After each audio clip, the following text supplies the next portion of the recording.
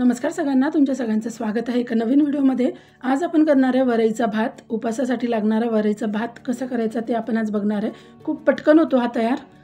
याला वरई किंवा मग भगर पण म्हणतात, आम्ही याला भगर म्हणतो। काही ठिकाणी वरईचे तांदूळ पण याला म्हटलं जातं। खूप झटपट आणि पटकन हा भात तयार होतो।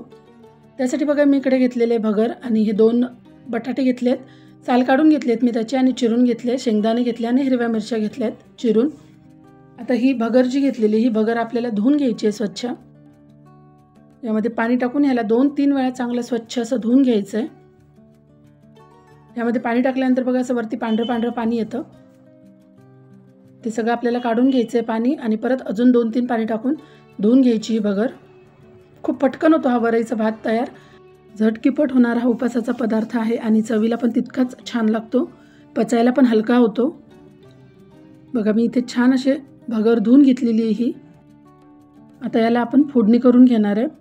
त्यासाठी बघा इकडे कढई ठेवली आहे, त्यामध्ये तूप टाकून घ्यायचं आहे। साजूक तूप घेतलेलं आहे मी इथे तुम्ही शेंगदाण्याचं तेल पण वापरू शकता उपासासाठी। 2 चमचे साजूक तूप मी टाकून घेतलेलं आहे।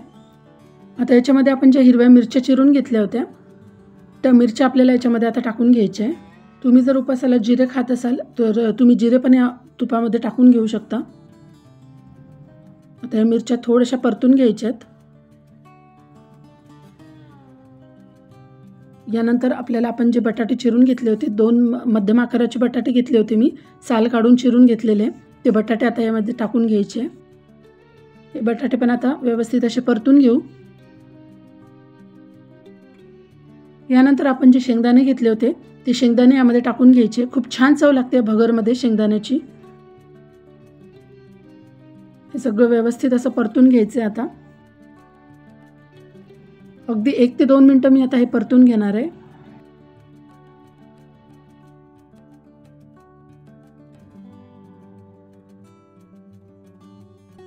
बघा छान असं हे परतून झालेलं आहे। आता याच्यामध्ये आपल्याला टाकून घ्यायचं आहे पाणी। 1 वाटी मी भगर घेतली होती, त्यासाठी मी आता 3 वाट्या पाणी टाकून घेणार आहे। त्याच वाटीने 3 वाट्या पाणी टाकून घेतलेलं आहे बघा।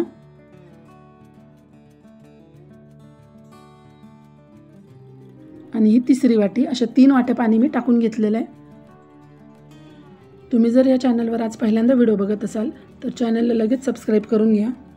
तुम्हाला या चॅनलवर खूप छान असे व्हिडिओ बघायला मिळतील, त्यामुळे न विसरता लगेच सबस्क्राईब करा। आता या फोडणीमध्ये मीठ टाकून घ्यायचं आहे, चवीनुसार मीठ टाकून घेणार आहे आता मी।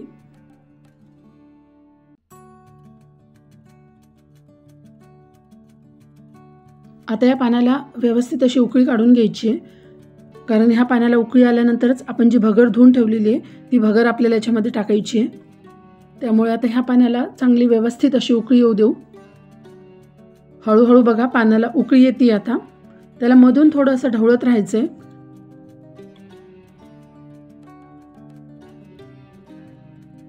आणि या पाण्याला जोपर्यंत उकळी येते तोपर्यंत त्यामध्ये बटाटे पण चांगले शिजून निघतात। बघा इथे उकळी आलेली आहे पाण्याला। आता याच्यामध्ये आपण भगर टाकून घेणार आहे। बघा ही भगर टाकून घ्यायची आता।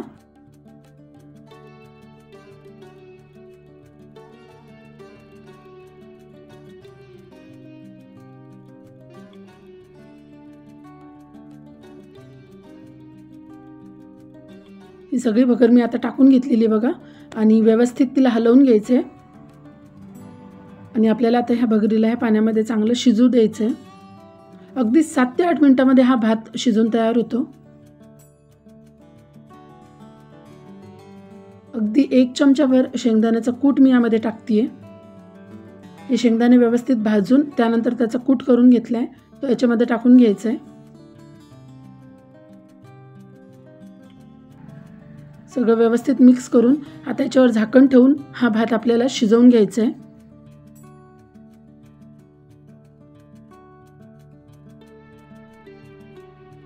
मध्ये 1-2दा मी त्याला झाकण काढून व्यवस्थित हलवून घेतलं होतं आणि इथे बघा आपला छान असा वरईचा भात शिजून तयार झालेला आहे।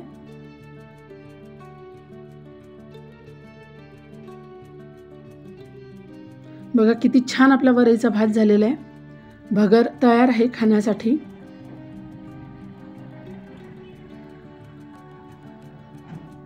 किती झटकिपट तयार झालेली बघा. आणि भगरीसोबत खाण्यासाठी मी इकडे आमटी पण करून घेतलेली लगेच. शेंगदाण्याच्या कुटाची आमटी आहे ही, चिंच आणि गूळ घातलेली आमटी पण इथे तयार आहे. हे भगरीसोबत आमटी खूप छान लागते. कसा वाटला तुम्हाला आजचा हा भगरीचा व्हिडिओ कमेंटमध्ये नक्की कळवा.